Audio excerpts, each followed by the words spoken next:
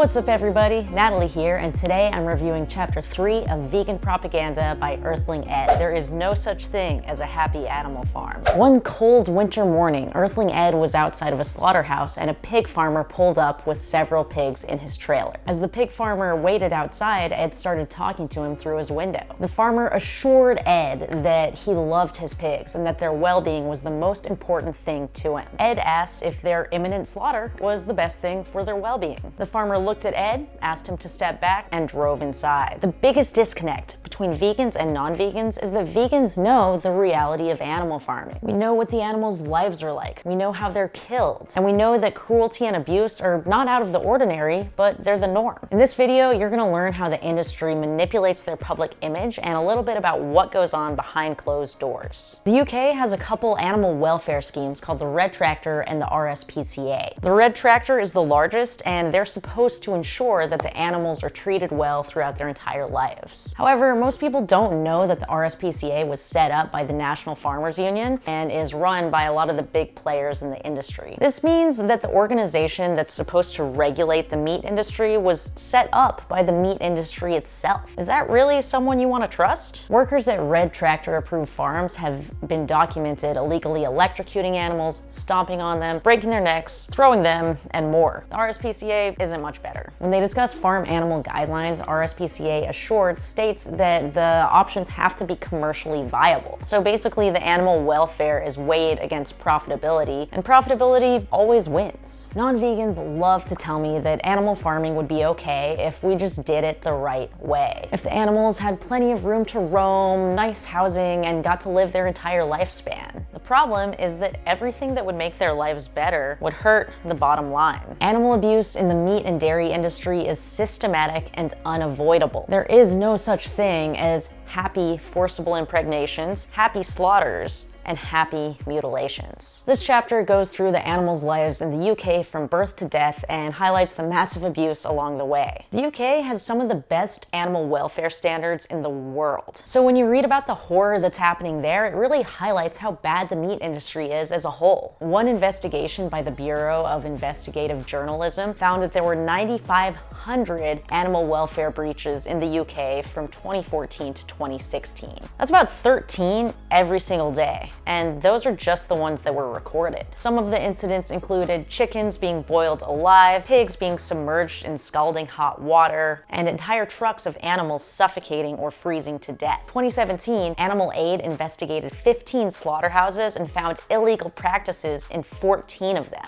If you've watched Dominion, Earthlings, or Land of Hope and Glory, then you already know what's in this chapter. Ed takes us through the lives of pigs, dairy cows, beef cows, broiler chickens, egg-laying hens, sheep, and fish. I'm not gonna summarize everything, but I do want to touch on some of the most interesting parts. And the most interesting parts for me were where Ed tells the personal stories of when he went to visit these places. Once he was visiting a dairy farm with the farmer's permission, and he saw a cow in a pen with her newborn baby. The cow was still licking her baby clean. The farmer came over and told Ed that he was about to separate them from each other. He then brought over what was essentially a cage on wheels, lifted the calf inside, and started walking away. As the farmer wheeled the cart away, the mother cow began to follow. Ed walked along with her. Eventually, the farmer went through an open gate and he closed the gate behind him, leaving Ed and the cow behind. The mother cow watched her baby being taken further and further away. She looked at Ed, hoping that he would open the gate, but he couldn't. Ed says there's something profoundly moving about looking into the eyes of an animal. And you can feel this when you look at dogs or cats. There's someone there, someone inside who is capable of feeling suffering and pain. But unfortunately for these farm animals, they're never going to be able to escape the suffering that we inflict upon them. Ed also talks about visiting cattle auctions where farmers sell cattle to different farms. These are stressful environments where the animals are kept in crowded pens. They're acting frantically, trying to get out, but there's no way to escape. They're forced to stay in the pens by workers with paddles while the farmers bid on their bodies, looking at them not as individuals, individuals, but as objects. Ed was particularly disturbed by the fact that there were so many people around and they were just ignoring the animals' signs of stress and perpetuating this system. The suffering of the animals was so normalized that no one even noticed it. Next, he tells us about his first trip to a chicken farm. He was in the decontamination area that you go through before you go into the chicken barn, and he looked through a window to the inside. He says it was like watching something on TV and his brain couldn't comprehend what he was seeing. The barn seemed to be never ending and the completely white floor was moving. It took him a bit to realize that the entire floor was made up of thousands of chickens who were so crammed together that they looked like a moving carpet. He felt completely overwhelmed and noted that it's a lot easier for us to empathize with one animal who's suffering as opposed to thousands of individuals. Chickens are selectively bred to grow as quickly as possible and then die. This means that their breasts outgrow their legs and organs, so basically their entire existence is suffering. Even if they escape slaughter and end up in a sanctuary, they'll typically die within a few months due to organ failure. One of the creepiest stories Ed tells is about seeing lambs outside of a slaughterhouse. One was lying dead outside of a kill floor, their heads surrounded in a pool of blood. In the holding pen next to the dead lamb were several dozen more lambs waiting their turn to go inside. When the worker came to collect the lambs, they moved as far away from him as they possibly could. He started shoving them and pushing them through the door while they futilely tried to escape. After about a dozen lambs had entered the building, a conveyor belt started to move.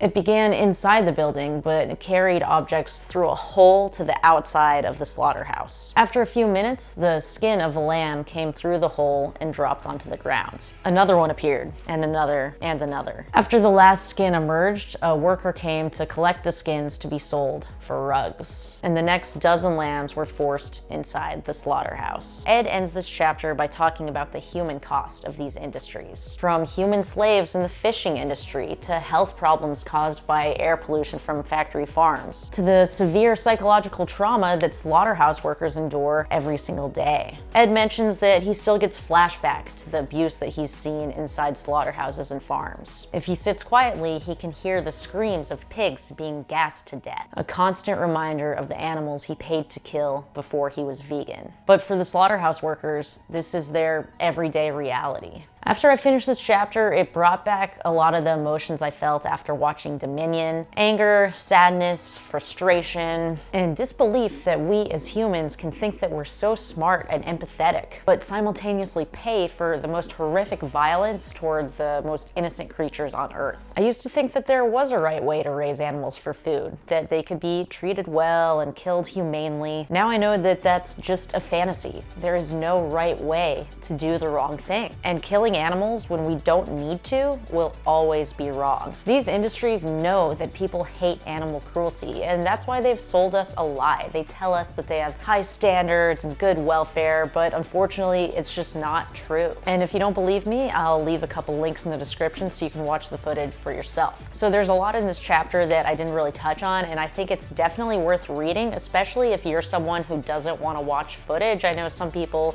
just are unwilling to do it, even though I do think everyone should. So if you want to know what happens to the animals without watching footage, then reading this chapter is a really great option. As activists and as vegans, we need to know what these animals are going through. We need to know why these practices are done. And this is just a really great overview of everything that happens in the industry. Thank you for watching today. Please hit that like button. And if you missed chapter 2, you can watch it right here. Special thanks to my morally superior patrons, Amy, Andy, and Deepak.